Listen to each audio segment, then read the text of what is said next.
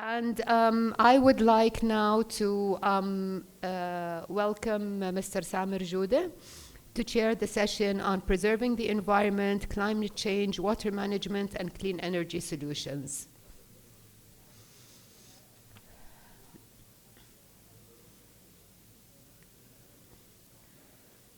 بدك أنت تنادي ولا أنا أنادي؟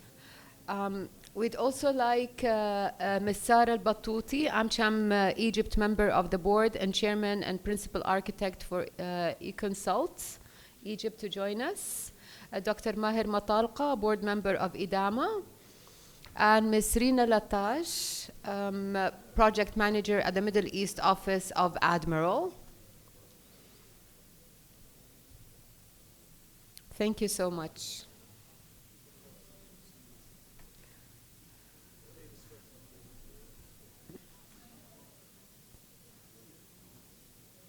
Samer, also on the agenda today, the subject of COP27 and COP28 was raised. So maybe you can shed light of what we can do and how interregional cooperation could be enhanced through these two activities that will be taking place in the region. All right. Thank you. Thank you very much, Ragad, and Mr. Chairman. Thank you for organizing a wonderful event. It's a pleasure indeed to welcome our panelists today, and I'm humbled to be surrounded by such great people. So I'm not going to make the introductions. Ragad has made the introductions, but maybe I'll give you the floor to just introduce yourselves and give a few words about what your background, what you do, and then we can move on to our session. Our session, of course, as we said, is preserving the environment, climate change, water management, and clean energy solutions. We'll be talking a lot about that because, as you know, lately, the buzzwords that we all hear are climate change, global warming, zero emissions, CO2, carbon emissions, electrifying the economy, EVs, a lot of buzzwords. So we have a lot to talk about, I think, and it seems to be the thing to talk about these days. So please go ahead, and it's Sarah, I'll start with you. Hi, hello, good afternoon. It's always great to be back. Thank you for the invitation. So briefly, I graduated from the University of Cambridge. I studied architecture and then environmental engineering, and then developed an affiliation with climate policy, and I studied project management in remote and hazardous regions, which are regions that we are all familiar with, and we have them here.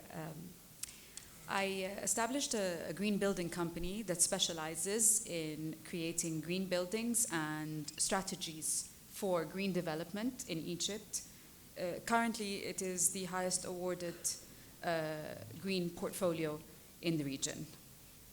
It's a small practice, and we're looking to grow. We are assisting government with developing green building codes for rural communities. I have another company that uses upcycling as a model. I take scrap waste wood. In Egypt, we import 90% of our wood, and no one from our suppliers is chasing where the waste from that wood is going. So to capitalize on that portfolio, I take the scrap waste and I upcycle it into very high-end luxury furniture and export it right back. So the upcycling process is a new story. So clearly my focus is sustainability. And I'm also a board member of AmCham, and currently we are heading a task force towards COP27, and we just had a fantastic meeting where we were thinking of how to think together in this session on how to collaborate. Thank you. Thank you so much, Sarah. And you're also, I understand, advisor to the presidency on... Great. Rina? Good afternoon, everyone. Thank you for having me here.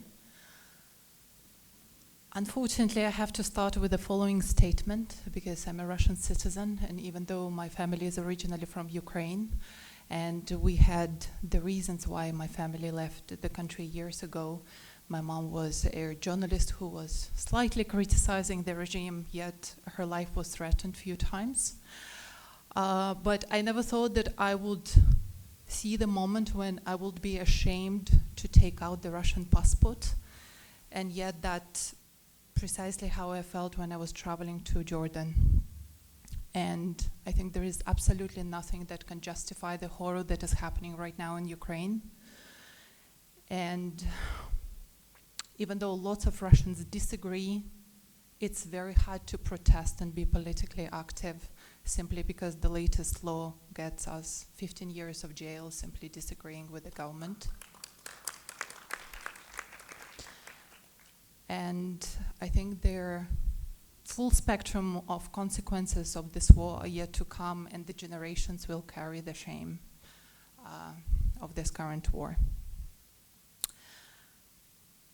But in case the nuclear maniac will not press the button and we will still have a planet to live on, we will have to address the climate change. And I'm a project manager in Admiral Energy, and we are architecturing their comprehensive ecosystem to electrify the fleet, because it requires their complete solution, their charging infrastructure, as well as the wide range of the vehicles, and also the capital to provide the leasing and financing solutions to make their transition to the clean mobility. And this is what we do at the Admiral Energy. Thank you. Thank you very much, Rina, for your passionate opening statement, and I think everybody here feels very strongly about the troubles that are going on in the Ukraine. So our thoughts and prayers are with the families. Maher is a good friend and a colleague and a fellow board member of IDAMA, which is the Renewable Energy, Water, and Environment Association in Jordan also. You've been involved, Maher, in a lot of activities in renewable energy, so please, the floor is yours. Brief description, and then we'll move on. Thank you. I think you summed it up, Samer. Thanks for the AmCham for this invitation this afternoon. And you said it, I'm a board member of IDAMA and also a co-founder and a former chairman. And I am in renewable energy. I have a partner in 2 companies that we've been involved since 2012, since the renewable energy law was enacted. We worked very hard on this law, on these bylaws and the regulations to make it a conducive business environment to companies to flourish. And hence we can see Jordan was at the forefront. I hope it will continue to be so. The investments in the renewable topped the $4 billion in Jordan. I noticed the World Bank report, it says 11 billion in the Arab region. I think 4 of those went into Jordan. Samer and I are colleagues at the Royal Commission Energy Task Force at the Royal Court now, and we are really putting an action plan. I don't want to call it a strategy, an action plan to be able to move the economy forward. And of course, energy is a cross-cutting subject, and it is on the table very strongly. And some of the issues you mentioned on the electrification and so on, and climate change and the renewables, and we will be talking about it in the next hour or so. Thank you. Thank you very much. Let me start with this. You talked about sustainability, and it's very impressive what you're doing with recycling and new products and furniture. Let me take it a little bit deeper. When we talk sustainability and we look at what specific countries are doing, we live in a region that unfortunately does not cooperate well with each other, or as it should be. Give me your thoughts about regional cooperation in terms of getting their economies more green, inviting more investment in green energy, in sustainability, in energy efficiency. So why don't you tell us a little bit about Egypt and what do you think governments should do? I see one of the points here talks about how the private sector can reduce emissions and increase green investments.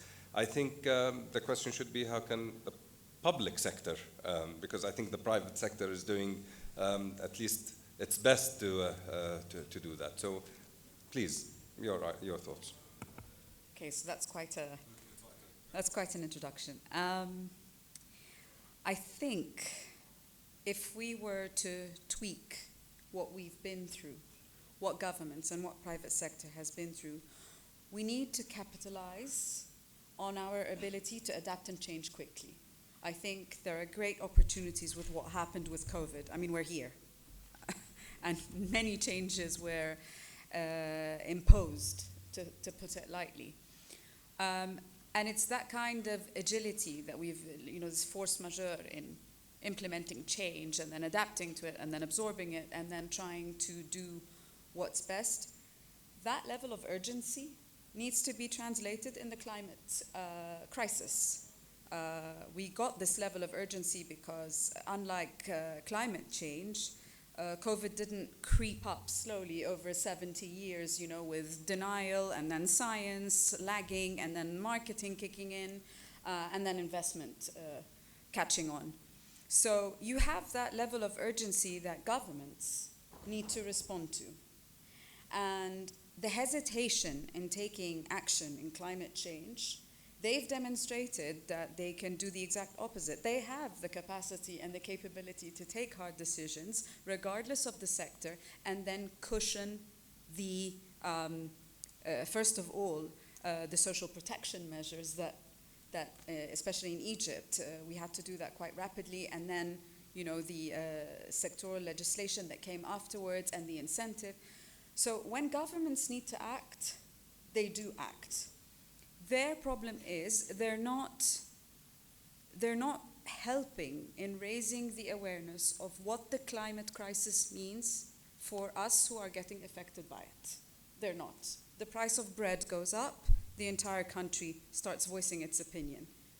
But then when you have droughts and when you have millions in the MENA region migrating, and it's forced migration, climate migration, people are not aware of this number.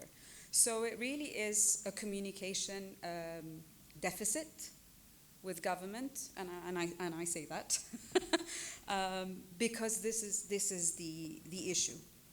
So that's I think the first step, and we have opportunities with the private sector to communicate what we know, what the private sector has been investing on its own, with no incentive whatsoever. The private sector is full of research and is full of knowledge and has done its homework in that sense.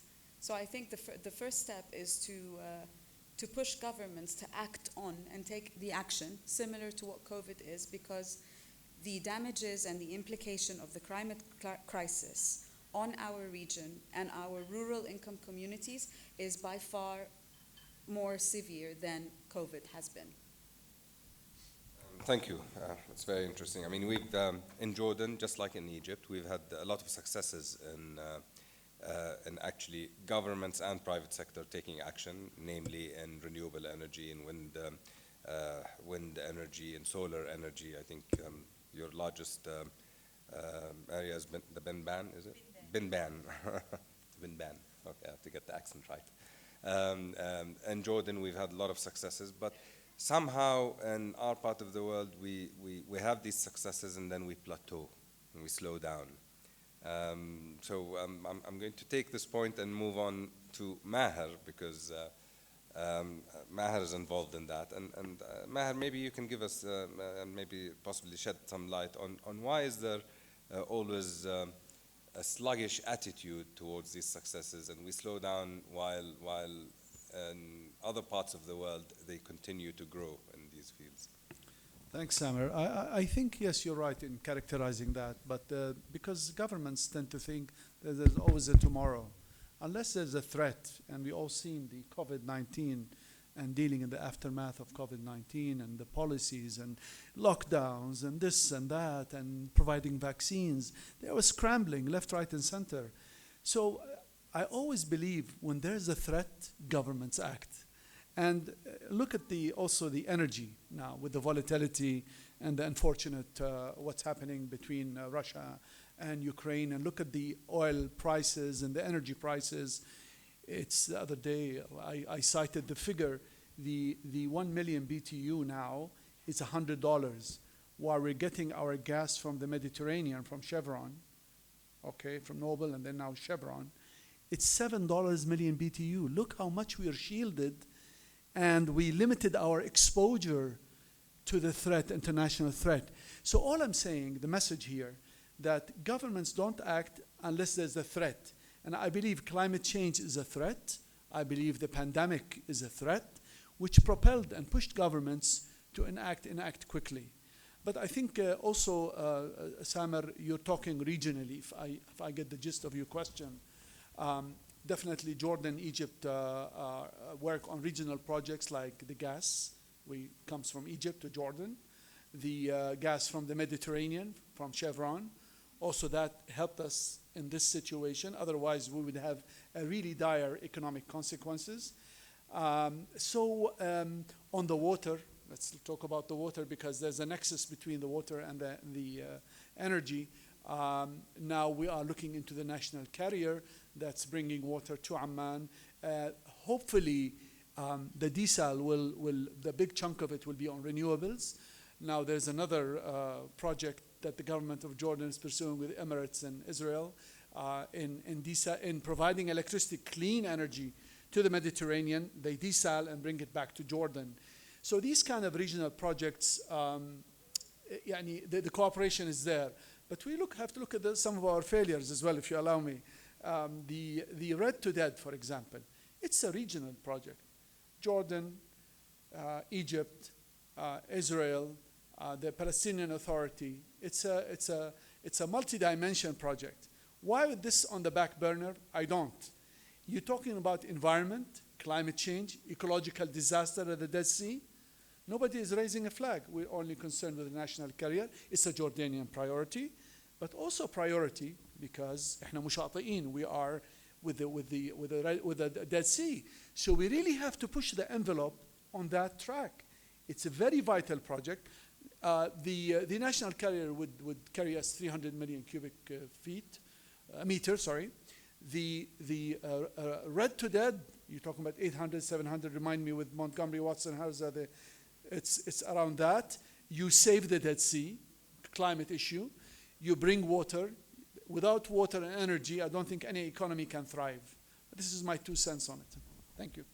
Thank you. I think you've shed some light on this, and that's the water issue in Jordan specifically, and we're not going to spend too much time on Jordan, but water issue for Jordan is a major issue, and you're very much involved in that. And I think it just, as you said, Sarah, unfortunately, these crises, and as much as they affect our sustainability, the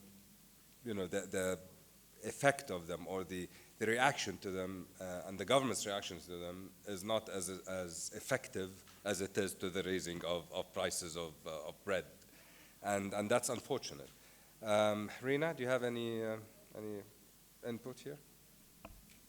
Well, actually, I have to say that I'm very proud of what the government of UAE is doing to mitigate the climate change, and we have absolutely amazing projects coming. The solar farm, the sustainability city.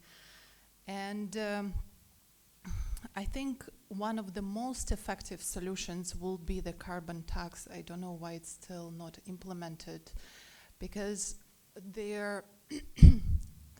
global warming is happening because we emit dozens of gigatons of additional carbon into the atmosphere every year. And unless there is a punishment for that negative externality, everybody is going to be very comfortable doing that.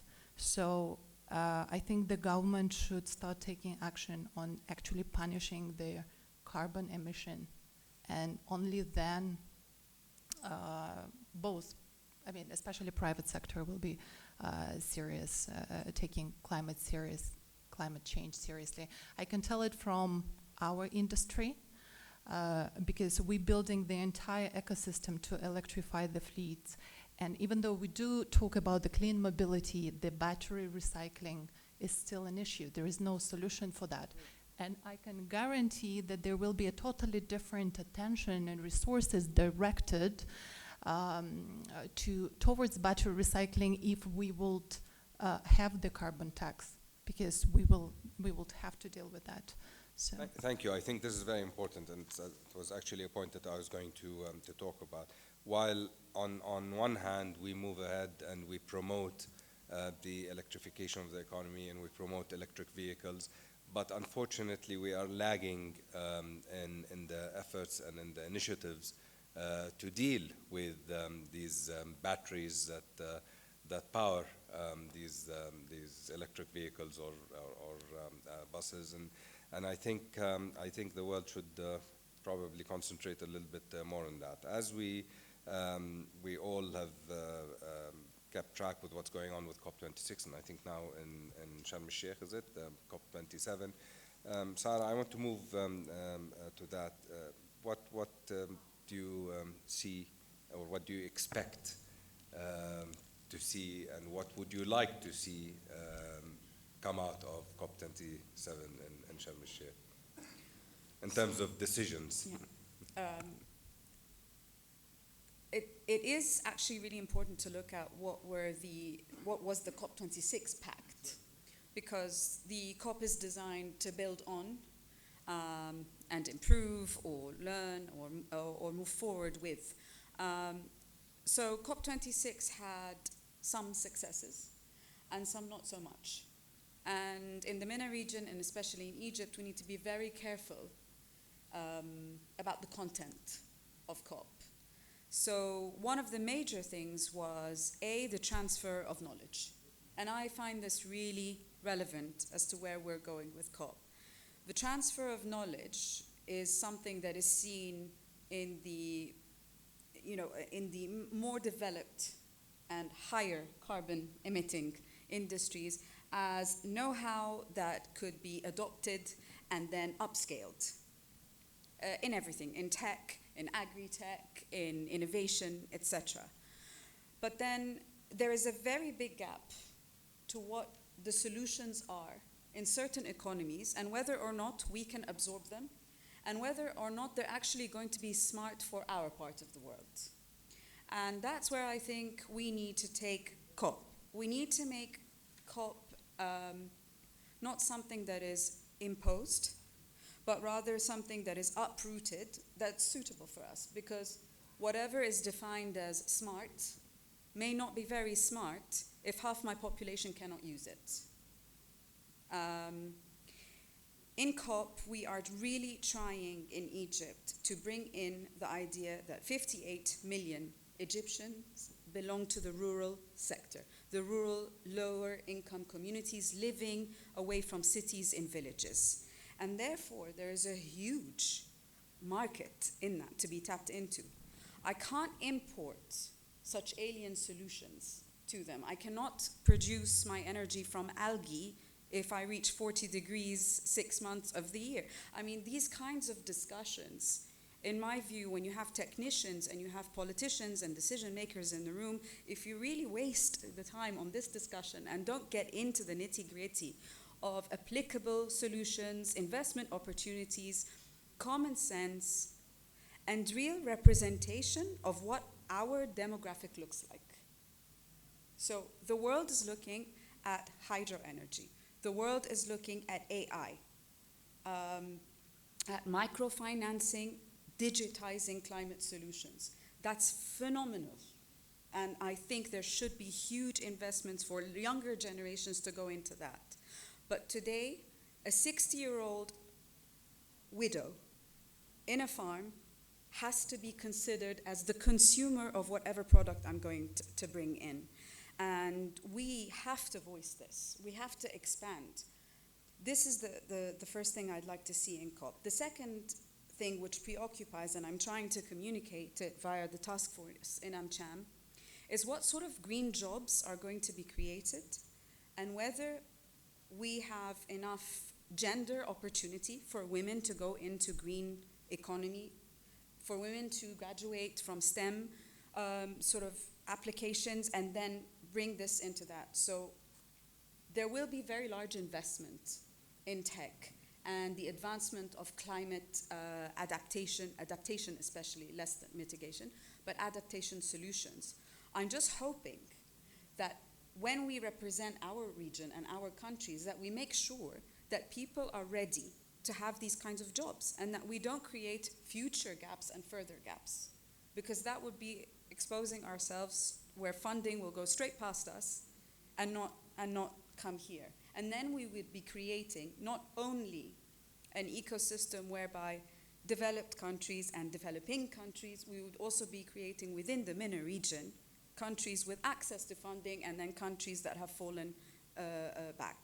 So COP27 for me is a political and is about climate justice, and we really have to align ourselves with that kind of discussions and get government to see that. Thank you very much. So knowledge sharing, technology transfer, this is AmCham and AmCham MENA. I have to ask the question, Maher. Knowledge sharing, technology transfer, how can we benefit from knowledge sharing, technology transfer from the US? Certainly, but just one comment on what you said. Of course, we build on the previous COP, and each country has its own indices. I think in Jordan we have raised the bar to reach 31% to cap the carbon emissions by 2030. I think before we talk regionally, I think each country has to have a strategic vision, a direction, because in doing so, there are commitments, but they have to enact a regulation to enable the absorption and adoption of such technologies that will help us in this path. Definitely the US, it's a term that I've learned. Hold on a second. Build back better. Yeah? That's fantastic. It's a triple B's. And we look at the Biden infrastructure green plan. It's important to have this exchange to learn what they're doing, because typically it just, the developed countries have the strategies in place or initiatives or frameworks, and they cascade down to countries like us in the developing world. So it's important to have this exchange that will help us to trade in new technologies and clean technologies and services, etc. We have to have that knowledge because we don't have it. So it's very important for us in Jordan to have that. Also, I want to bring the famous topic of the S&T, the Science and Technology Agreement that was signed between Jordan and the US in 2007. And it was nice. I attended that, and it's framed. I don't know what it is now. We really have to capitalize on this, because this is really the framework that enhances and boosts the cooperation between Jordan and the US vis-a-vis clean technologies and EVs, e-mobility, green hydrogen, etc., etc. Thank you. Thank you, Maher. I think, Brina, sorry, did you want to say anything? No? So, again, I go back to your point about knowledge transfer. You raise a very good point about the population in the Middle East generally, especially in the heavily populated countries like Egypt, some countries in North Africa, some countries in the Middle East. There's a big divide between the rural communities and the industrial, large cities and industrial zones. How do you bridge that divide on one hand, and what kind of awareness or marketing campaigns do you envision that would actually bridge that divide?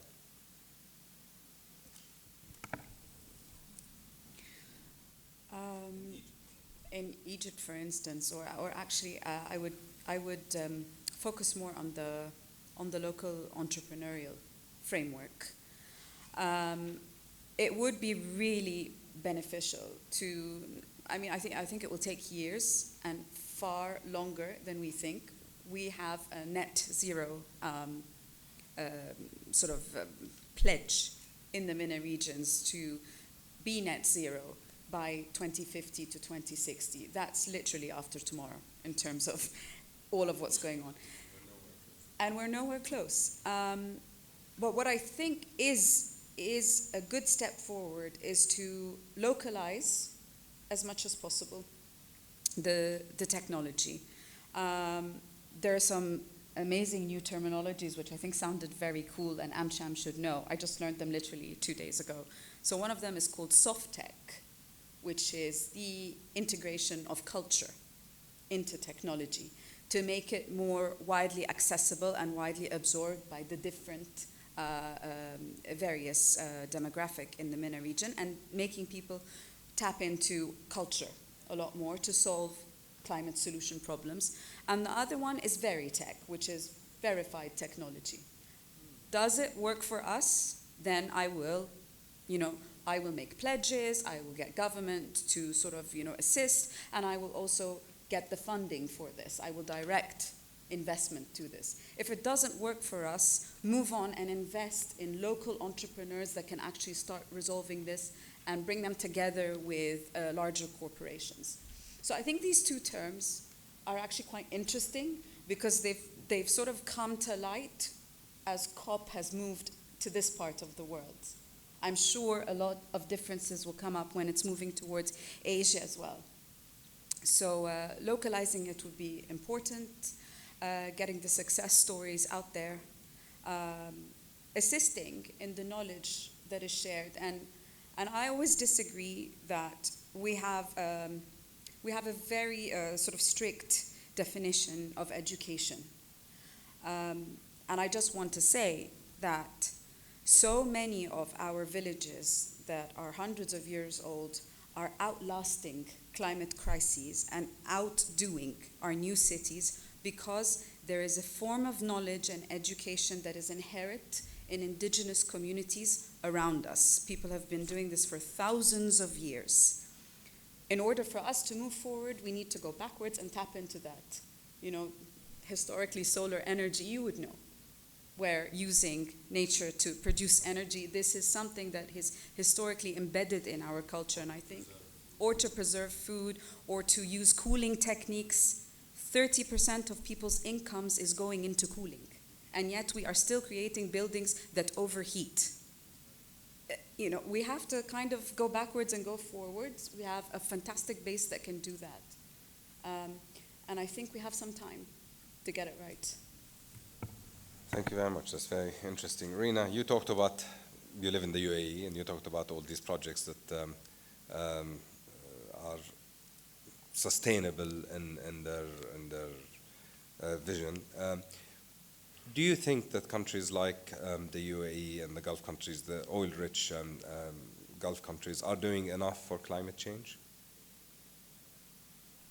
And I'm not talking about investing in renewable energy projects. I think it's never enough. And the reason why we are so behind because we don't do enough. Actually, from the moment I got invited here and I saw the questions, I was looking around trying to see the reminders of climate change on a daily basis in supermarkets and the decisions that we regularly make. I couldn't find any. Yes, we have these projects, but at the same time, I think we really need to address their consumer. And if we talk about the holistic approach, it is the time when we bring the psychologists, because we do all this using all the complicated marketing, manipulating techniques to make people buy stuff. And I remember when we were very climate active in the college and we were trying to make people aware, people felt that they are threatened. What do you mean I don't eat a beefsteak just because it's using 50,000 of liters to produce 1 kg? What do you mean taking shorter showers? We need to bring the psychologists to deliver the message so people start making different choices, not because they are threatened, but because they love the planet and they really want to change the vector. Because climate change is merely a symptom, an indicator that we took a wrong direction in our industrial development when we started burning fossil fuels. So I couldn't agree with you more. I think whatever we do is not good enough, and we need to do more. So that brings me to Maher to ask you your thoughts on this, and maybe you can give us some ideas about what you think about potential PPPs to help mitigate climate change. I think first of I all, mean, you talked about the Red Dead and all that. But first of all, Ali is not happy because he sells steaks, and then now his business is tarnished. Well, I'm glad the I'm just podium's kidding. here. I can't see him, and I have to admit that I'm a big sinner because I buy his steaks. So. No, before jumping into the PPPs, I just want to build on what Sarah has mentioned. People are smart, and when we thought that climate change is a slogan, a luxury item, it's not a luxury item. It's a necessity nowadays. Each one of us during the COVID has realized, for example, the importance of food and the supply chain disruptions. Now we don't take anything for granted, and I think nowadays we really have to. The average person on the street would tell you, "Oh, my energy bill is high." They're mindful, so it's not a luxury anymore. It's a necessity. So they adapt. People do adapt to changes, and they're smart. But we have to create the mechanisms for them. We have to look into the green finance, make it available. We have to have the regulatory framework in place. Climate change is a challenge, but it also brings opportunities.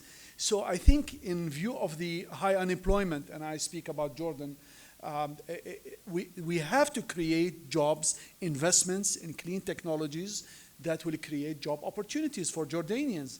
So people are smart. They will adapt. Okay?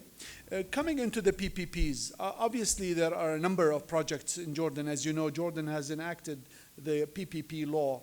And example, Al-Samra is the most efficient wastewater treatment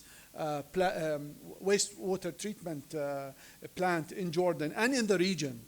This is a part of the PP project. We look at various projects. The national carrier is one. You look at the green schools, construction of green schools, solar thermal projects in hospitals. So there's a lot on the table. There's a lot on the table. If you open the floor or the arena wide open for EVs, for charging stations, to electrify the economy, to depend less on fossil fuel, there are tremendous opportunities available in the PPP, in my opinion. Thank you very much. And without breaching any confidentiality, but you said at the beginning of your comments that we are part of the National Economic Workshop and we're tasked with coming up with some recommendations. Can you give us a hint about what these recommendations are, or some of them? Of course, I shall remain silent so that if anything leaks out, I'll say it was you, but... The task force is really putting specific actionable... Sorry, by the way, Maher is the moderator of that group, so he's allowed to talk about it. Specific actionable plans with regards to the existing and indigenous resources in Jordan, i.e. solar, wind, biomass, waste. Even if you want to call the oil shale, it's a polluting thing, but it's an indigenous resource. We have to capitalize on our indigenous resources. So basically we have two matrices. One is for the renewables, in terms of electrification, lowering the tax on cars, the customs, expanding the government or substituting the government fleets with electric vehicles, basically lifting the cap on the, what we have on renewable energy nowadays. The government is capping all the projects. You cannot exceed 1 megawatts. Round 3 to be actioned. Many items that we're working on the renewables. Electric vehicles and infrastructure. You mentioned, Reina, on the infrastructure. That will open job opportunities like no tomorrow. The green hydrogen, of course, it's one of the... So regulatory framework has to be ready, because when these new technologies come into place, we have to think, maybe we'll have a law on this. No, we really have to be ready now with a regulatory framework. The other one is the hydrocarbon, which I don't talk about because it's climate change, so we'll keep it confidential. Thank you, Samir. Thank you very much. Before we move on to questions, because we don't want to go over time, I just want to to ask you, Sarah. COVID-19 and the pandemic, the restrictions, the lockdowns. I hear two conflicting reports or stories about Egypt. On the one hand, I know for a fact about the booming economy in Egypt. And on the other hand, we hear a lot about the pandemic slowing down projects and actually slowing down the efforts to protect the environment and implement all the decisions that were taken over the years for climate change. So your thoughts on that? I think that COVID-19, and I'm not a health sector person, but I think we all became. yeah, we all became. This is something that will occur. I think zoonotical diseases and the transfer of diseases from whatever species, plants, maybe water later on, is something that is a natural phenomena that would happen because the planet has reached a point where it's irreparable in certain areas, and we are moving all the time. So you can't stop moving, and you can't stop the damage as quickly as you would. So we have to be prepared for this. Perhaps I think the one thing that would help us in realizing how our economies should move forward is the fact that we really need to stop naming it climate change. There's no need for this terminology at all. It is an obstacle to economic growth, and it manifests itself differently. $360 billion were spent last year in the United States for climate disasters. That isn't an issue that should be raised on some kind of side note at a conference. It's just an obstacle to growth. It's just increased injustice. This is it, So we can't decouple economic growth with the good green and the bad fossil fuel. If you want to grow, you just have to channel the efforts into not producing any more of this kind of damage, which is happening right now. And the other thing is, how do we communicate? And again, I want to go back to the first thing. The issue of communication is critical for how we move forward. Critical that, for the longest time, if we're talking about green buildings, no one wants to do green buildings because they cost 30% more than conventional buildings. That's not true. If you use local material and expertise, you can actually break that ceiling. Add on that they're also powered by solar energy, then you have a whole new economics, Why not try? The same thing with photovoltaic technology. It's not expensive, but it's been made expensive because the ecosystem is not allowing that because, and so on. Even in the communication of climate change, and this is an issue we're working very hard on, that suddenly the poster for climate change is a 16-year-old teenager that has decided to leave school in order for her to call on her climate rights. And the world is clapping for this. And that should not apply when our part of the region is investing and begging and educating girls as much as possible, and there's still resistance to girls going to school. So I cannot accept this kind of activism. I have to create my own. And it works well for these kind of youths that have been leaving school, but under no circumstance should a young person leave their rights to education so that they can claim their rights to climate justice and protection. It's ridiculous. I think we're all educated enough to say what works for us and what doesn't. So this is, it's all about the communication, the realization of how we're going to move forward, how we are interrelated, and that this isn't a side note by any means. Great, thank you very much. Before we move on to questions, final thoughts, Rina, Maher. Well, I totally agree that fighting climate change as the term is already outdated. We just need to take it as the new chapter when we take into consideration of all the negative externalities and what are their side effects of their manufacturing or whatever we do. It's just the new level of self-awareness, and that's their way to go. Thank you, Rina. Final note, I agree with you on the communication. I think governments do fail miserably, and this is where the NGOs and the platforms that we have in Jordan or in Egypt or in UAE to really educate people. But there should be strong messages from the government to the people what climate change means and what opportunities it brings to the table in terms of investment, creating employment, etc., etc. We have to link those two, otherwise we fail, because you have to have a reward for people. That's all I have to say. Thank you. Absolutely, and we need to realize, and I agree with you totally. I agree with all of you, but we need to really admit and once and for all be convinced that COVID-19 is just the beginning. You know, there's going to be, unfortunately, with the world becoming more and more of a global village, and with interconnection between all the countries, there's going to be more issues and more crises. So I'll stop here and ask the audience if they have any questions. Of course, the chairman raised his hand, so he takes precedence. Please, Mr. Chairman.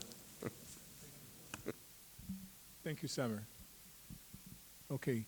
I just want to, first of all, thank you all for really a fantastic panel. I think it was very useful. And Sarah, of course, I had the privilege of meeting you last time we had the conference here. So thank you very much for coming back again. And Rina, nice to meet you. Maher, my good old friend. And thanks for your moderation, Samer. I thought you handled it very well. You and I have a similar background. We're both architects in terms of education. And we're invested now in the fields of water, energy, and environment and food and things like that. I just want to say that you are certified as a green office and have excellent certifications. Our architectural office here is also certified green, but we've been struggling here to really have it more sort of used and as a law. You are advisor to the leadership there, and there is a big boom of construction in Egypt. How has these green laws and means of doing things been applied, and are they being really taken care of? And once you answer, I have a follow-up question for the panel, please. Thank you. In Jordan, there is a really very well-respected existence for the Jordan Green Building Council. And the Green Building Council is producing these localized green building codes. So Jordan, in Egypt, we took the Jordan Green Building Council as an example. I mean, they mentored and tutored us as how to build a code and communicate this code to government. When it comes to green buildings, the economics of using lead or edge, well, edge is more competitive, but lead especially, you can't walk into a boardroom and just get away with saying, I'll get you lead platinum or lead gold. It's very difficult to justify the economics behind it, and especially after COVID and the transport issues and the supply chain being so disturbed, it was very difficult to do that. So working with the local rating system has been very helpful because it justifies the direction of the country. So in Egypt, we have, like the Jordan GBC, we have Tarshid. Tarshid's focus is to use the local materials and really pay attention to water saving, which is now very high on the agenda of the Egyptian government because of the geopolitical situation. And it's also using a very diverse kind of energy portfolio. So it's aligned. It's not a rating system that is not economically competitive. It's not alien. It uses local materials. So for the first 10 years, we were building only with the private sector in order for us to tweak the economics so that the traditional argument is past us. Afterwards, government started hearing about our projects. They said, what rating system are you using? I said, it's a local one. It's available. The expertise are here. And that made sense. So I think in Jordan, if the architecture and engineering community were to merge and really work closely with the Green Building Council that has a brilliant amount of people who really helped us in Egypt, this would be a great starting point. Excellent, excellent. That's really another point that I think the MENA AmCham Council can benefit from this relationship. Yes. And I just want to tell you that the architectural engineering have just formed sort of like an organization whereby it's actually picking up strength and doing exactly what you're saying. So hopefully it will go somewhere. And I'll keep you informed. Follow-up question real quick, sorry not to really hijack the mic here, is that I've noticed, or we have noticed here, that we're trying to solve water issues, energy issues, food as in modern agriculture, all in a sound environmental ecosystem separately, while this nexus is really inseparable. Because you have, for example, 80% of your water is energy. You're either pumping it, desalinating it, distributing it. And again, you have 75% of your water in typical countries go to agriculture. Now, okay, when you have subsidies, you disrupt and you basically, people start to grow things that don't make sense water-wise. So, for example, it doesn't make sense for Jordan to grow watermelons when we're one of the poorest countries in the world. What we're doing is we're exporting water in a form of a vegetable or a fruit.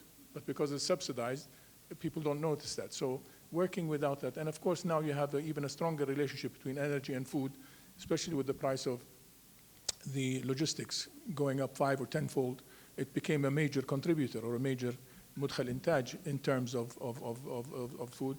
Add to that, of course, the biofuels and so forth.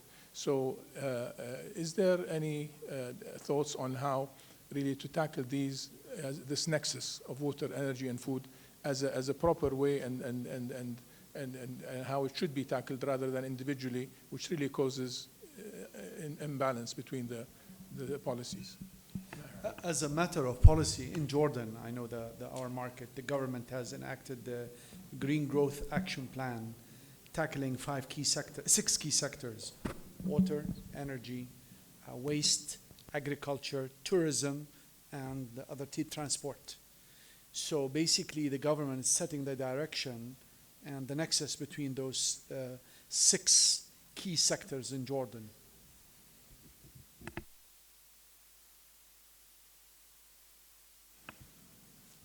Any more questions? Please, Mr. Toukan. So thank you for this very enlightening session. I have a question with regards to awareness, like consumer awareness. So there's a big gap here between like the regional consumer, let's say, awareness in consumers versus the international, or let's say in the West.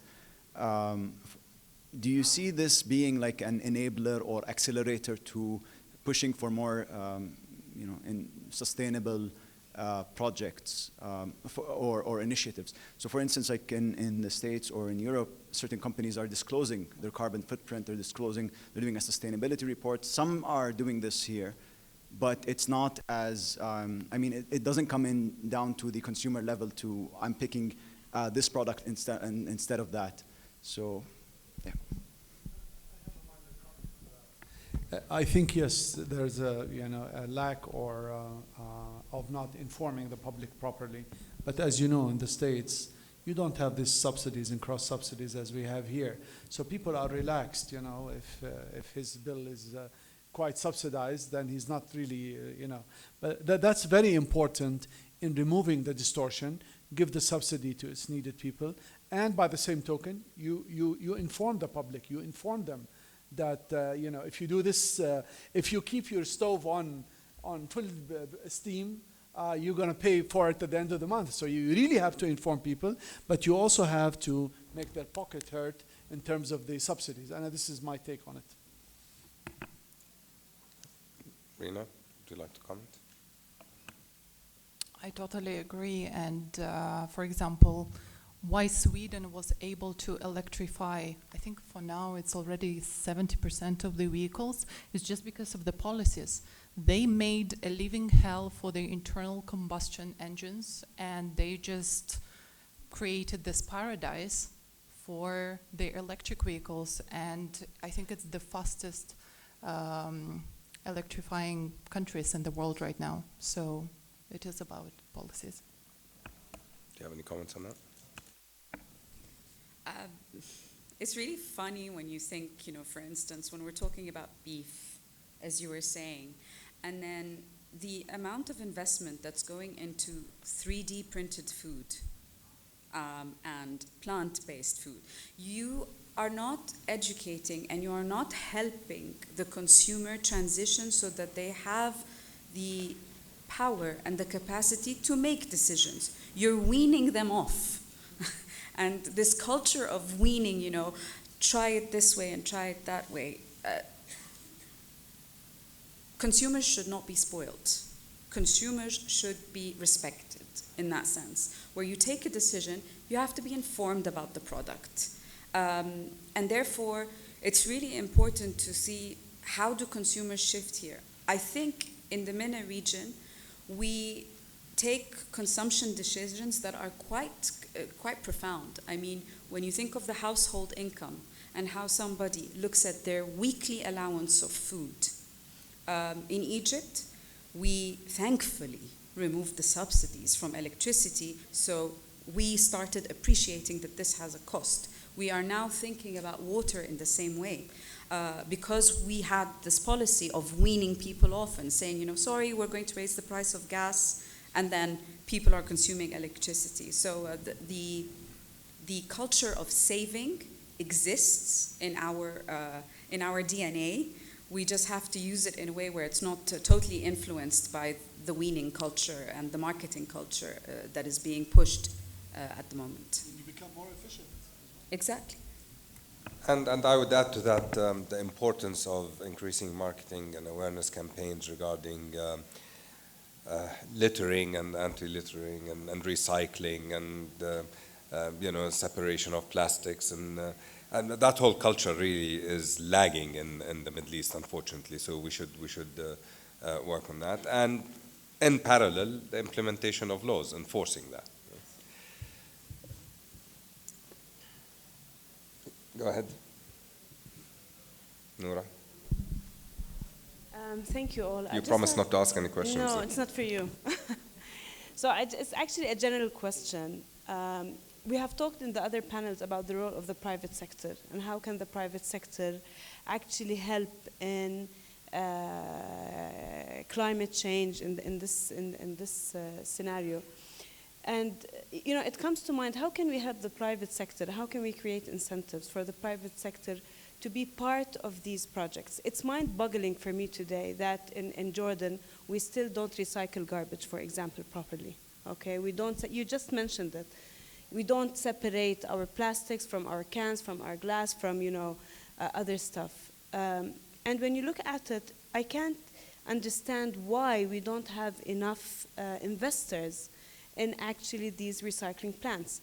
And then when you ask the investors, they tell you we don't have enough capacity in this market to get the, you know, the recycling factories operating 24/7. And then you have the regulations of not allowing them to import, you know, recyclable stuff from the region.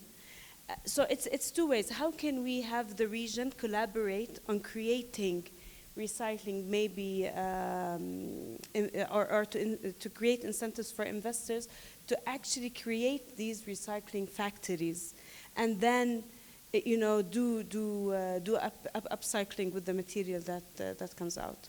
So it's a general question. I mean, anybody can answer it. Allow me. So Samer mentioned what we're doing with the, I forgot to mention the smart meters and the smart grids. These are important elements for energy. But anyway, the issue is that number one recommendation, engage the private sector with whatever you do. You have to start with your own country first and then talk about cross boundaries. So you have to start to engage the private sector. When you want to enact a law or regulation or whatever, engage the private sector. Don't impose it on them. Let them be your partner. Let them be with you in formulating what you need to do. Because the ultimate job is to bring investment and to, you know, put people to work and you know, alleviate unemployment. So I think we have to start with ourselves in engaging the private sector with the government in order to come up with a conducive regulatory environment. Then you can talk about cross boundaries. But I know your pain. Where are you heading with this question? Thank you, Maher. Anybody would like to comment on that? Thank you for this question. I think it's the perception of green jobs is very important. So there's no middle ground. So when we talk about recycling plants, they're either these mega projects where micro and small to medium-sized companies really sort of get intimidated by the capacity and it's very fast. And then you have the down to the very local level of what we call the NGO sort of level, working for segregating waste, you know. And that's a very efficient machine, and that's a very efficient machine. But you want to create jobs in that middle ground. And I think it would be really important to start elevating the status of these kinds of jobs that work in waste, in collection, in segregation, that these jobs are very valid for the economy, as opposed to they're no longer perceived as important. So raising the wage for those who are working in that ecosystem is very important. Creating opportunities for investing in small startups that do this so that they can be upscaled or latch on to the mega projects, and they're not put off, you know, by the sheer scale of the waste management project, especially in Egypt, or even solar companies. You know, once Bin Ben happened, a lot of solar companies sort of took a step back and decided to do solar management systems or solar water pumping, you know. They're intimidated. So this is where I think could be something to explore. Thank you, Sarah. I'm going to call on my good friend and brother, His Excellency Abdul Rahim Al-Qa'i, who's an MP and a senator, an ex-Amman municipality top official. Maybe you can just shed some light on the challenges we've had in proceeding with waste management, recycling, waste-to-energy projects in Bil Amana. Can we have a mic here, please? Thank you, Samer. It's really interesting what Sarah was mentioning, that the green building, it's really easy if you are using the local material. And probably we need to change just the building law concerning probably such small things to allow the green building to be licensed in the municipalities and the minister of the other cities rather than Amman. Also, the solid waste. Now we are in the municipality, they are producing around 40% of the use of the electricity from the CO2 emission. Then it's really, they are improving that, collecting the solid waste in Jordan. It seems like last 5 years, it's really important and it's really good, especially after what they did in the Rabawi dumping waste. Then I think we need to work a lot more for the green building and for the gray water, because also we have the shortage of the water, and we need to have the new law for the new building, especially hotels or hospitals that been forced to build a green water treatment plant in-house, enable at the end to find out there is a lot of big buildings have using, especially the government schools, who having using the green water for irrigation rather than using clean water. Thank you, Samer. Thank you, Abu Saleh. Mahri, you had a comment? Just incidentally, the IDAM is working on a number of initiatives, but it's sporadic here and there. It's not really structured well on the country level. For example, we're working with the hotels in Aqaba to help them recycle and so on, because it's a tourist hotspot. The other day we had a Lebanese company coming into Jordan. It's Emirati-based, they're Lebanese. It's called Return and Earn. You bring your plastic bottles and your tins, your cans, and you get a credit on it. You can cash it at certain supermarkets. This is in collaboration with PepsiCo, Carrefour, and many other outlets. So if you look at the presentation and the shop where you bring your plastics, if it's dirty, they won't take it. It has to be clean. So talking about solid waste, people always goes to the dirty stuff, but you really can segregate your plastics and your tins and bring them in a clean manner. And in a nice shop, if you see the shops in the presentation, I was shocked. So people are changing, but it's an Emirati-based company. I wanted you to know that. Just one quick comment on that one. during several discussions I've had with certain officials at the municipality previously, when we talked about recycling and separating, segregating plastics and tin and cans into separate bins, the feedback was, if you do that, the municipality, by the time the municipality truck comes, the scavengers would have come and collected it. I'm like, that's fine, but at least, you know, on the one hand, they'll save the municipality the hassle of having to reach to all the neighborhoods, and on the other hand, you're actually helping and saving the environment, so it's not an issue in my humble view. Anyway, any more questions, or I can't?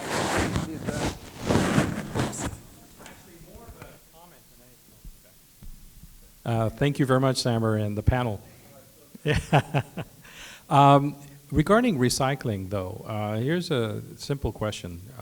And of course, the private sector, in conjunction with the authorities, the government, play a vital role. But don't you think it starts with education? If we educate our children from kindergarten up, they have that mentality that, okay, recycling is important, it helps the environment. So if we start with education from kindergarten, by the time they graduate, they play a vital role both in the private and the government sectors. What are your thoughts on that? Thank you. Thank you, Ali. I couldn't agree with you more. I had the very difficult task of giving a lecture to my youngest son's first grade class 3 weeks ago about renewable energy and recycling, and you'd be shocked at how much more advanced they are than many adults I know. So education, you're absolutely right. Starts at home, starts at school, at KG level.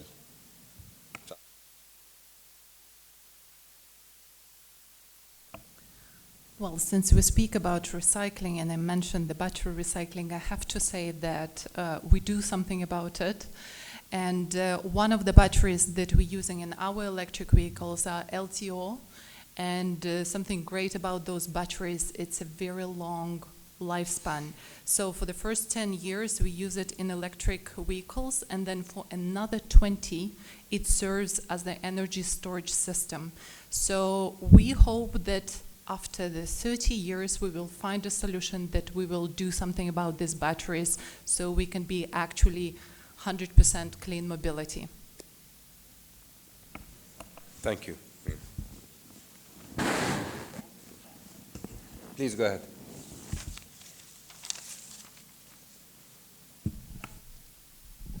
Well, thank you so much for the amazing session, but I would like to add something about the regulatory system in Jordan for the solid waste. We've developed the, I'm Bilal Shakarin, I'm the Climate Change Director at the Ministry of Environment. We've developed the framework of solid waste management in the country, and it has the extended producer responsibility. So each producer in the country has some responsibility extended to the end users and how to recollect that. There's a huge matter different of Jordan than other developed countries is that we do have open landfill. We do have only one sanitary landfill. Outside, it is about 10 to 20 times the cost of a 1 ton of solid waste higher than it is in Jordan. That's why it is companies and private sector do put those segregation cans at streets, and nobody would throw any waste because it will cost them too much. So this is a matter, and the other matter is that as been said, we are trying to create within the change of the subsidy, the taxation system, and the economical regime, how can we incentivize, and also at the same time create some economical penalties whenever it could be to the management of solid waste itself and recycling matter. Thank you. Thank you very much. Samer, just a comment. Just one last comment. And that's it. We work extensively with the Ministry of Environment. You have a superb Secretary General, superb minister, They're very open. For example, this company that we brought from the Emirates, we went to the Ministry of Environment. We try to work together, but we want it on a larger scale. This is what the whole issue. Thank you.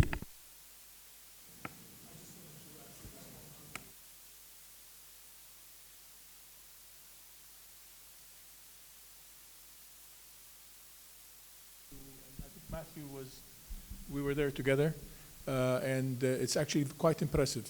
What they're doing is, and they're doing this at a very large scale, not only in Jordan, but in other countries as well, whereby they're teaching kids to start to be aware of the environment at a very young age, and it was just absolutely fascinating to watch them. It was really a pleasure to see them. So I just want to mention that, some good is happening, led by the private sector as well. So thank you very much, Naif, and thank you all for your kind attention to this. Please join me in thanking our esteemed panelists, Sarah, Rina, and Maher. Always a pleasure. Thank you very much. Thank you.